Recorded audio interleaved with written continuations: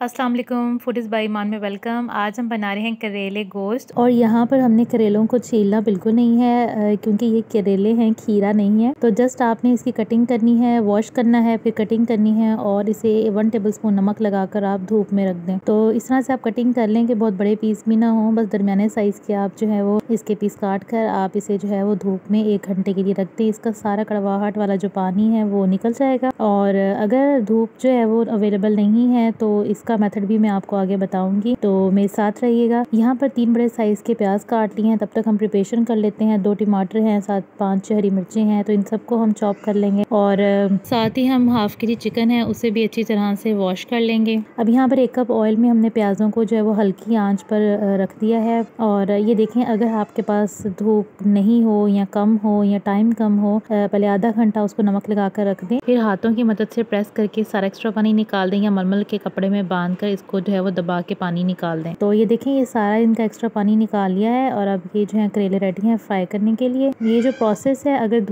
धूप अवेलेबल हो तो फिर आपको इतनी मेहनत करनी नहीं पड़ेगी। तो यहाँ पर जो है वो 1 tablespoon ginger garlic paste add किया। यहाँ पर आप चेक करें कि प्याज़ों में चिकन मैंने ऐड कर दिया फ़ौरन, और प्याज़ों का जो है वो कलर मैंने गोल्डन ब्राउन नहीं किया, जस्ट पिंकिश सा था।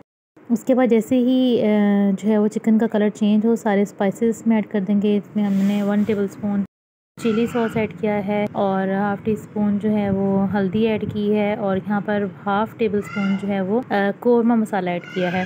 यहाँ पर नोट करें, मैंने सॉल्ट ऐड नहीं किया क्योंकि करेलों को हमने सॉल्ट लगाया हुआ था। तो सॉल्ट आप जो है वो चेक कर लीजिएगा, जब हमारे करेले रेडी हो जाएंगे तो एंड में आप चेक करके फिर ऐड कीजिएगा, वरना ज़रूरत नहीं होती। यहाँ पर जो है वो करेलों को भी देख लेते हैं साथ साथ। तो करेले अभी हमारे जो है वो फाइनल नहीं हुए। हल्की आँच पे आपने फ्राई करना है, बहुत तेज़ ना हो, मीडियम टू लो फ्लेम पे आप इसे फ्राई करेंगे। मसाला जो है वो ऑलमोस्ट हमारा रेडी है। इसे मैंने जो है वो कवर करके रख दिया था 10 मिनट के लिए हल्के आंच पे। अब जो है वो यहाँ पर ऐड करूँगी थोड़ा सा गरम मसाला, हाफ टी स्पून, और बस अब इसे मिक्स करके और हम इसे कवर करके रख देंगे, फ्लेम को ऑफ कर देंगे। करेले हमारे फ्राई हो चुके हैं। इनका कलर चेक करें, ना तो ब्लैक है और ना ही ग्रीनिश है। ये देखें, दरमियान का कलर है, गोल्डन ब्राउन सा। तो अपने कलर का ख्याल रखना है। और यहाँ पर जो करेले हैं वो बिल्कुल भी सॉफ्ट नहीं होते, इसीलिए प्याजों का जो कलर है वो पिंकिश रखा था, ताकि जो है वो करेले हमारे प्याजों के साथ सॉफ्ट हो जाएं। अच्छी तरह से इसे मिक्स करें और उसके बाद जो है इसे कवर करके आप हल्की आंच पर, दम वाली आंच पर रख दें 10 मिनट के लिए, ताकि अच्छी तरह से ये देखिए इस तरह स्टीम आ जाए। और उसके बाद जो है वो आपके करेले जो है वो बिल्कुल सॉफ्ट हो जाएंगे और बहुत मज़ेदार सा फ्लेवर होगा। यहाँ पर आप सॉल्ट चेक कर लें, यहाँ पर जो है वो